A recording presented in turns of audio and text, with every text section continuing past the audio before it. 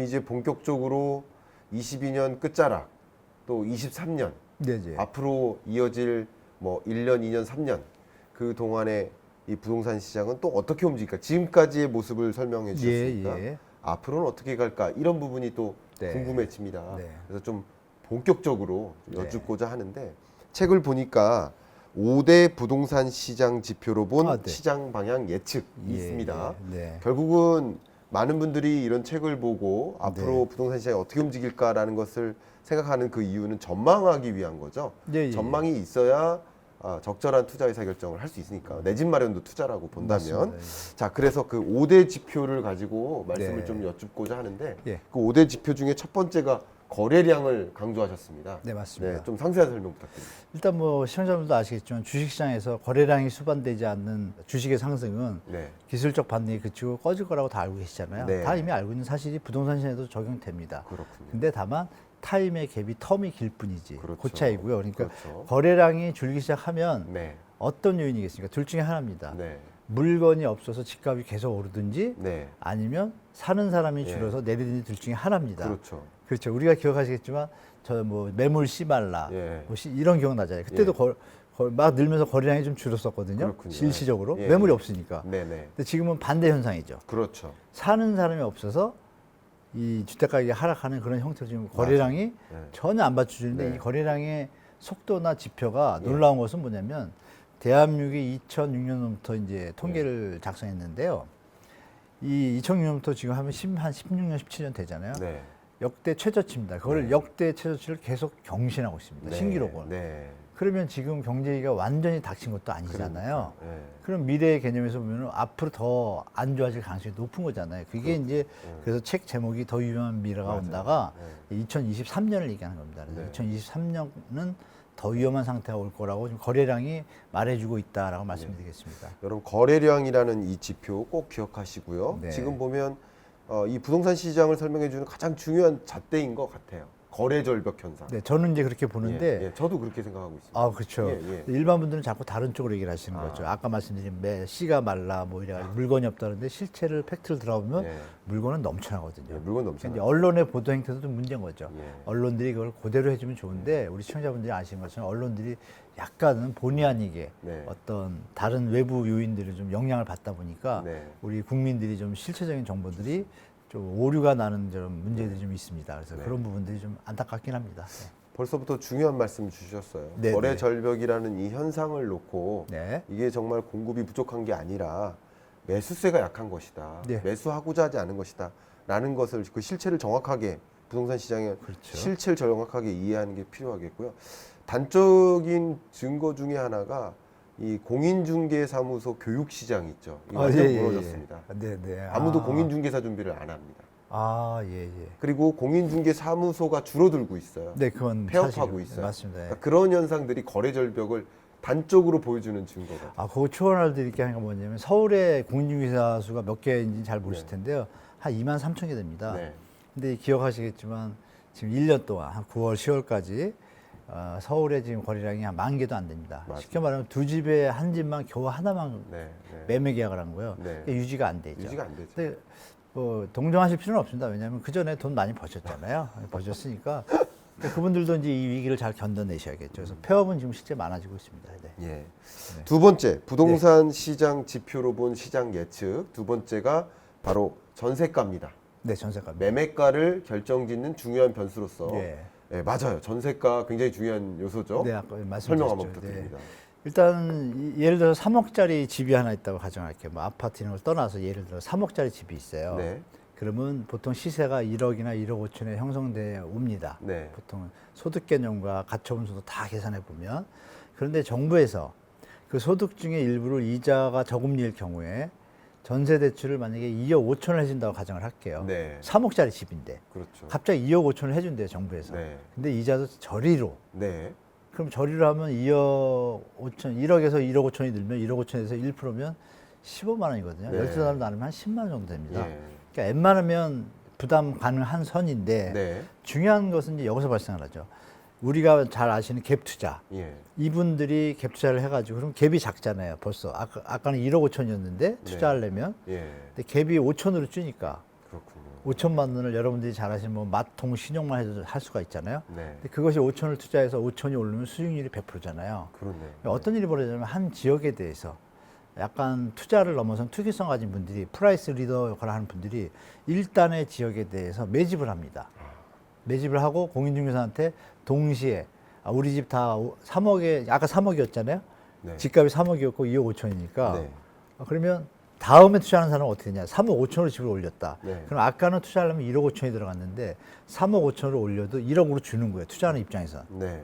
그러니까 갭 투자를 먼저 하신 분들은 그렇게 해서 값을 올려놓고 먼저 나가죠. 네. 이단 분들은 또 어떻게 하겠어요? 다 같이 또 전세 대출이 오르기만 바라는 거예요. 그렇군요. 그러니까 정부의 눈길만 본다. 전세 대출이 만약에 또 3억 5천 집값이 됐는데 3억까지 준다 그럴게요.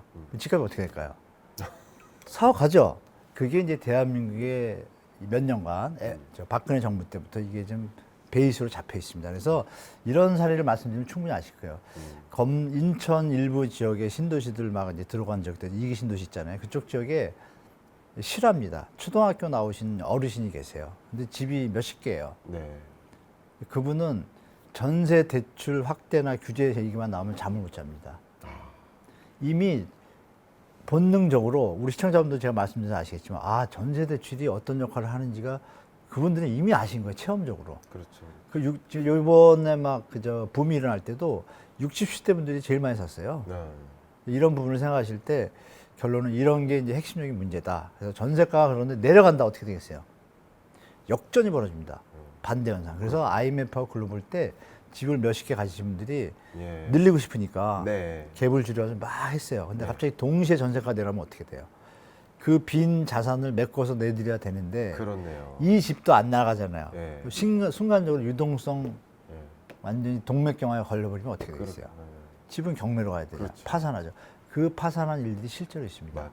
그래서 전세가에 대해서 민감합니다. 그래서 전세가를 지금 내려가고 있잖아요. 네. 이거 이제 투자하신 분들은 지금 민감하게 받아들이고 있거든요. 맞아요. 우리 저 시청자분들이나 무주택자분들, 시청자분 중에 그분들은 이제 좀 정상화되네 이렇게 생각하시지만 네. 투자하신 분들은 지금 투자하신 거의 분들은 잠 못 자고 있다라고 그렇죠. 보시면 되겠습니다. 예. 경매 물량도 많아지고 있고, 그런데 네네. 경매 낙찰이 잘 안 되고 있고, 그죠? 낙찰가가 계속 떨어지고 있고, 맞습니다. 네, 그런 현상들도 전세 시장을 가지고 이 매매 시장을 좀 예측해 볼 수 있는 네네. 그 근거를 말씀 주셨고요. 저도 너무나 중요하게 생각하는 거, 어쩌면 요것만 보셔도 된다라고 말씀드릴 때가 있는데, 네네. 그 세 번째가 미분양입니다. 예. 예, 말씀 한번 부탁드립니다. 기억나시겠지만 서울에 청약 경쟁률이 뭐 다 몇백 대 1 막 이러지 않았습니까? 그런데 작년 여름부터 현상이 있었습니다. 이제 독립군 아파트라고 해요. 네. 근데 그 값이 갑자기 미분양이 났는데 뉴스에 안 나다가 수유역 근처에 있는 무슨 아파트가 200세대짜리가 분양가를 11억을 했습니다. 네. 그런데 처음으로 대규모 거의 뭐 미분양이었으니까요. 네. 대규모 미분양 사태가 났어요. 그리고 지금 15%로 할인해서 지금 분양 중입니다. 네. 근데 지금도 아직 안 팔렸습니다. 그렇다면 둘 중에 하나잖아요. 네. 집이 모자라고 난리 나던 그런 어떤 분위기 속에서 네. 갑자기 집이 남아요? 그것도 새 집이? 예. 그럼 가격이 문제거나 예. 다른 현상이 문제인데 그럼 결론은 나오잖아요. 예. 가격이 문제구나. 그렇죠. 근데 내렸는데도 안 팔려요. 예. 근데 중요한 건 뭐냐? 여기서 끝나는 것이 아니라 이런 현장들이 지금 계속 나오고 있습니다. 그러니까요. 지금 서울에서 연속적으로 지금 나오고 있거든요. 네. 뉴스에 좀 잘 안 나오는데요. 네. 고민들입니다. 네. 건설회사들이. 근데 네. 지방은 또 그동안 작년까지 미분양이 거의 없었어요. 근데 지금 뭐 울산, 뭐 부산 할 거 없이 네. 더 무서운 건 뭐냐면 이 미분양 사태가 네. 내년에 이제 심각해질 겁니다. 네. 분양하는 물량이 많거든요. 올 연말부터. 그래서 이 미분양이 늘어나는 얘기는 뭐예요, 여러분? 집이 남아돈다는 얘기잖아요. 맞아요. 왜? 네. 값이 비싸서 우리가 과일을 안 사 먹는 것처럼 비싸면 안 산다 이거. 그러면 그 매도자 입장에서 어떻게 되겠어요? 싸게 팔을 수밖에 없잖아요. 네. 그럼 주택 가격은 하락한다는 얘기죠. 맞아요. 그러니까 미분양이 늘어나면 늘어날수록 네. 주택 가격이 하락하게 돼 있다. 네. 이렇게 정리하시면 되겠습니다. 여러분들 제가 중간에 코멘트를 드려보면 지금 이 세 가지 지표까지 말씀하셨는데 네. 이런 지표의 흐름을 보면서 계속 하락하겠구나 아니면 이제 상승세로 전환되겠구나 이런 것을 확인하시는 근거로 삼으시라는 뜻을 네, 이렇게 맞습니다. 전해드리고요. 네, 네. 미분양 주택이 계속 줄었었거든요. 2020년, 네, 21년. 맞습니다. 네, 맞습니다. 그 기간에 부동산 매매 가격이 폭등한 겁니다. 통했죠. 근데 미분양 주택 건수가 역사상 가장 낮은 수준으로까지 조정됐었어요. 맞아요. 그렇다가 다시 급반등하고 있는 거예요. 네. 이것은 가격의 하락을 보여주는 신호죠. 선행인 신호죠. 계속 미분양 주택이 쌓여 나가면 가격은 조금 후행적으로 그렇죠. 조정될 수밖에 없죠. 네, 맞습니다. 그러니까 아직도 미분양 주택이 계속 쌓여 나가는데 가격은 아직도 더 떨어질 일이 남아 있다라고 네, 신호를 네. 포착하시면 도움이 될 것 같습니다. 역시 정리 너무 잘해서 감사합니다. 너무 말씀을 잘해 주셔가지고 네 번째가 바로 경매 지표입니다. 앞에 예, 잠깐 말씀하셨지만 또 예. 추가적으로 조금만 더 말씀 주시면 될까요? 일단 경매 지표는 여러분들이 세 가지만 보시면 되는데요. 낙찰가율하고 낙찰률하고 응찰자 네. 수인데, 그러니까 낙찰가율은 뭐냐면 경매가 물건이 나왔을 때 100원에 감정해서 나왔어요. 네. 근데 작년까지만 해도요. 예. 그게 110원에 팔렸습니다. 경매 가격이 100원인데 110원에 팔렸어요. 네. 근데 지금은 어떠냐면 90원에서 80원대로 내려왔습니다. 그다음에 낙찰률이 있어요. 여기서 네. 중요한 게 뭐냐? 그 작년, 재작년에는 낙찰률이 거의 100%였습니다. 맞아요. 여기서 중요한 건 뭐냐면 지금 110원 가던 것이 네. 과대해서 팔리던 것이 경매 시장에서 90원 내려왔다냐. 100원보다 싸졌잖아요. 네. 중요한 건 뭐냐? 아까 100개가 다 팔렸는데 경매가 나오면 지금은 물건이 100개가 나왔잖아요. 10개라고 가정할게요. 편하게. 10개가 나오면 2개만 낙찰됩니다. 네. 8개는 경매 시장에서 참여자들이 네. 쳐다 안 봅니다. 네. 왜? 네. 그럼 비싸단 거죠. 그렇죠. 더 내려오란 얘기죠. 네. 네. 2개는 뭐예요? 이거 신규가 아니라 네. 저번에 유찰된 거. 계속 유찰된 게 유찰된 게 90%니까 계산 딱 나오잖아요. 가격이 폭이 벌써 10, 20, 30%가 갭이 벌어졌잖아요. 그럼 네. 그분들은 누구냐? 일반 투자를 하고 나서 돈을 벌고 여유 있는 사람들이 그 경매 투자를 갑니다. 네, 그렇죠. 그럼 이분들은 시장을 아시겠죠. 네. 그러면 선 매도를 하겠죠. 네. 기존의 주택은. 네. 이게 시장에 들어오겠죠. 네. 그러면 경매 지표가 중요하잖아요. 근데 예. 경매 지표가 이렇게 나빠졌어요. 서울은 지금 낙찰률이 말씀드린 대로 진짜 20%대로 나왔기 때문에 여러분들이 시장 이게 본격적으로 가게 되면 경매 물건은 좀 늘어나는 거 말씀하셨잖아요. 이게 연체를 하고 나면 바로 물건이 안 나오잖아요. 금리가 계속 올라가니까 연체가 많이 됐다. 그러면 지금은 이런데 지금도 낙찰이 안 돼서 10개 물건이 나오면 2개만, 2-3개만 주인을 찾고 나머지 못 찾잖아요. 그럼 또 내려갈 거 아니에요. 그렇죠. 그런데 이제 경매 어떤 현상이 딱 되면 은행에서 경매를 법원에까지 붙이는데 보통 6개월 걸립니다. 네. 그럼 6개월 되면 더 많은 물건이 나오겠죠. 그렇죠. 그러면 정말 물건은 넘쳐나고 살 사람은 주는 현상이 벌어지면 그게 이제 바로 제가 더 위험한 미래가 내년이라고 정리해 드린 겁니다. 그래서 경매 지표가 상당히 중요하다. 네. 그래서 이게 지금 안 좋아지고 있다, 지표가. 그래서 하락의 근거로 삼았습니다. 여러분 충분히 이해하셨을 것 같고요. 네. 마지막 5번째 지표입니다. 택지 네. 지정 공급 혹은 착공 물량. 네. 이걸 왜 봐야 되는지 한번 말씀 부탁드립니다. 지금 작년, 재작년만 해도 우리가 공급 부족이라고 난리가 났었잖아요. 네. 정권이 바뀔 정도로. 네. 집값은 폭등하니까. 네. 근데 지금 그 얘기가 좀 조용하죠. 네. 조용한데 아무 얘기가 없죠. 왜냐하면 기존 주택도 지금 매물이 남아있거든요. 넘치는 않으니까. 네. 그러니까 정부에서는 사실 경착륙을 막기 위해서는 공급 속도는 조절해야 돼요. 그렇죠. 그런데 중요한 건 속도를 조절하면 어떤 문제가 생기냐면 지금 3기 신도시 같은 경우에 공공택지가 지금 한 88만 원 확정이 돼 있고 네. 또 나중에 더 지정돼서 진도가 나가면 한 120, 140까지 갑니다. 140만 원.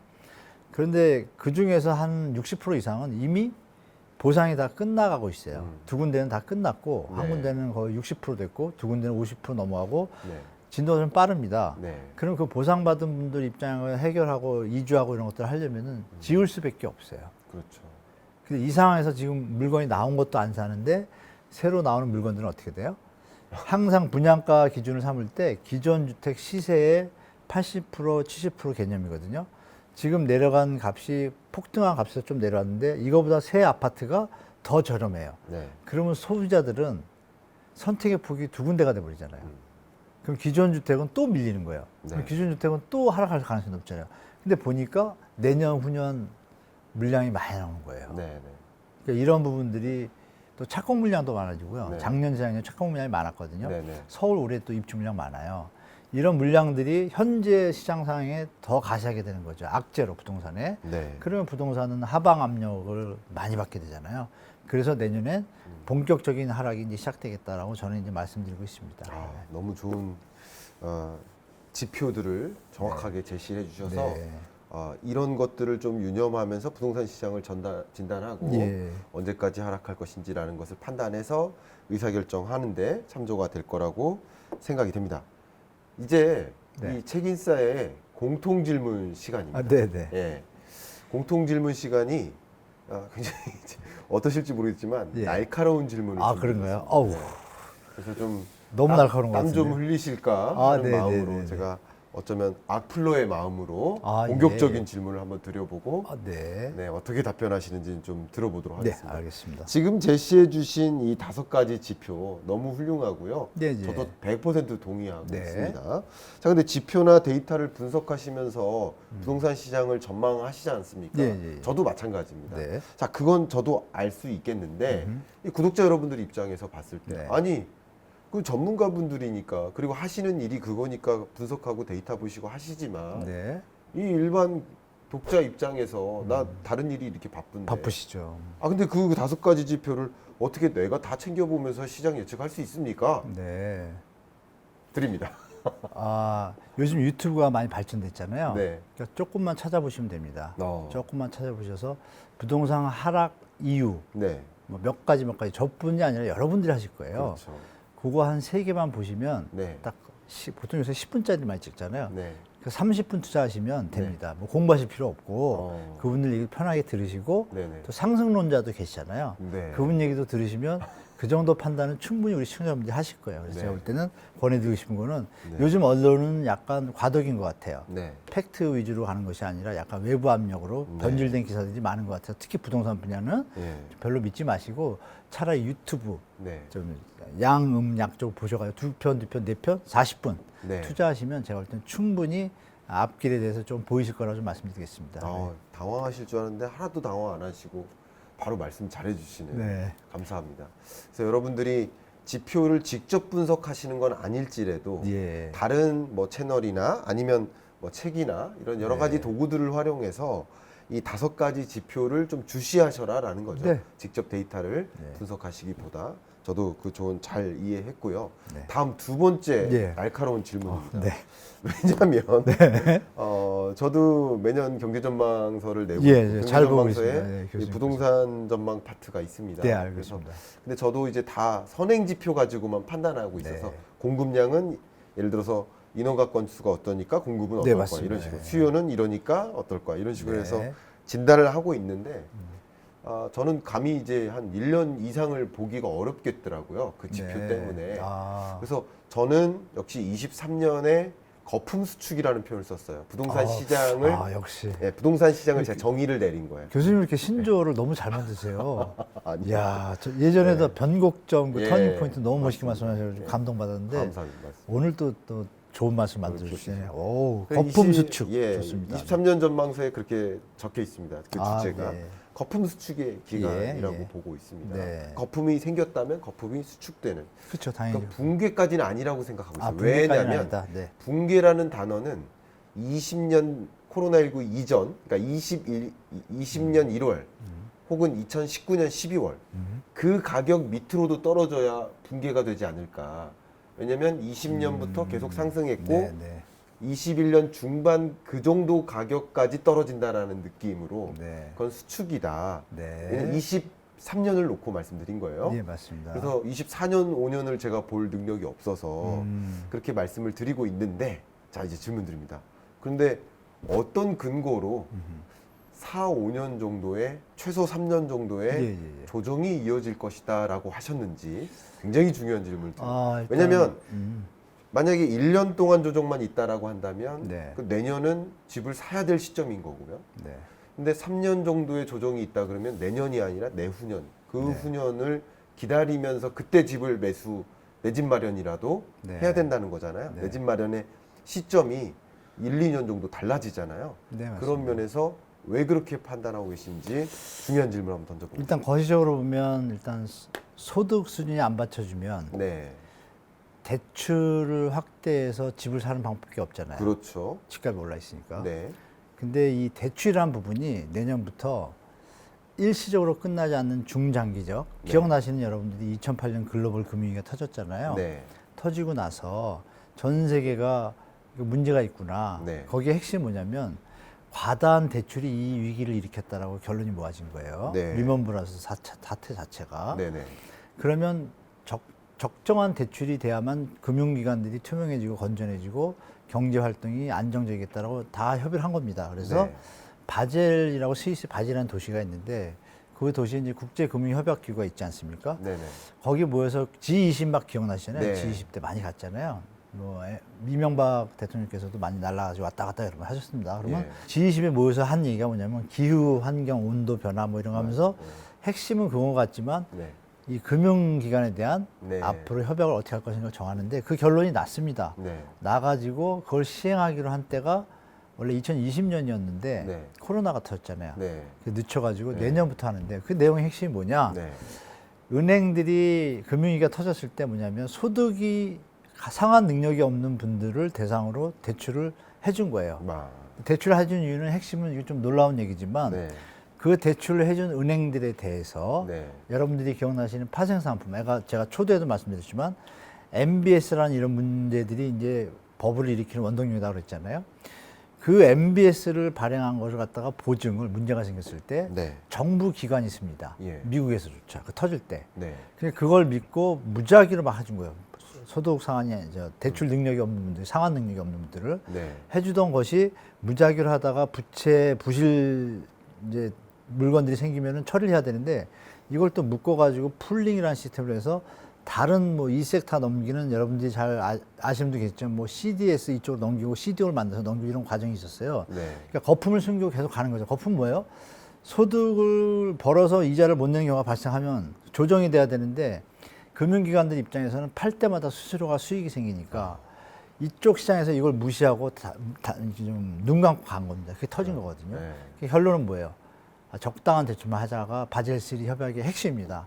근데 그것의 핵심 중 내용 중에 자기 자본을 충분히 갖춰라. 네. 그다음에 네. 유동성 커버리지 비율이 두 가지 큰 분야인데 네. 유동성 커버리지 비율을 계산할 때 네. 항목에 DSR이 들어가 있습니다. 아. 그럼 DSR은 뭐예요, 여러분? 많이 들으셔서 아시잖아요. 네. 네. 내 부채 중에 내가 버는 소득이 100원이면 50원은 못 넘게 하는 게 적정한 DSR이잖아요. 전체적으로. 소득 대비 원리금 상환 비중. 그렇죠. DSR. 정확히.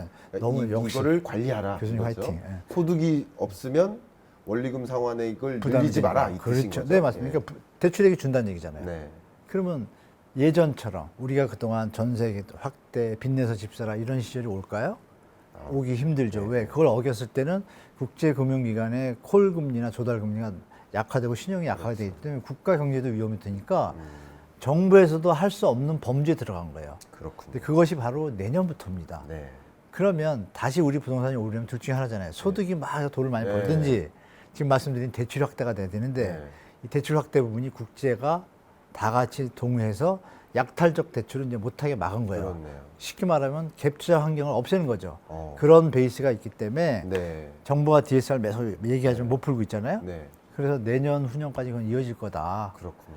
뭐전 세계가 진짜 그게 깨지지 않느냐 협약이. 네. 예. 그래서 제가 볼 때는 이제 장기전 갈 거라고 그래서 말씀드린 겁니다. 제가 미처 생각하지 못했던 네네네. 부분까지. 그러니까 구매 여력이 지금 축소되고 있는 이유가 소득이 줄고 있는데 네, 그러면 소득이 줄면 대출이라도 껴서 그렇죠. 집을 살 수 있는 건데 네 맞습니다. 금융 규제까지 강화되는 거예요. 맞습니다. 근데 여기에 한 가지 더 더해진다면 금리마저 오르니까. 그렇죠. 그죠? 그 높은 금리가 23년 내내 유지될 테니까 적어도. 맞습니다. 그러니까 이런 여러 가지 면에서 지금 일종의 그 거래 절벽 현상이 장기화될 수 있겠구나. 네, 일시적인 게 아니더라고요. 그렇죠. 그렇죠. 네. 여러분 참조하셔서 네. 좋은 내 집 마련 혹은 투자 의사 결정 하시면 어떨까 생각이 됩니다.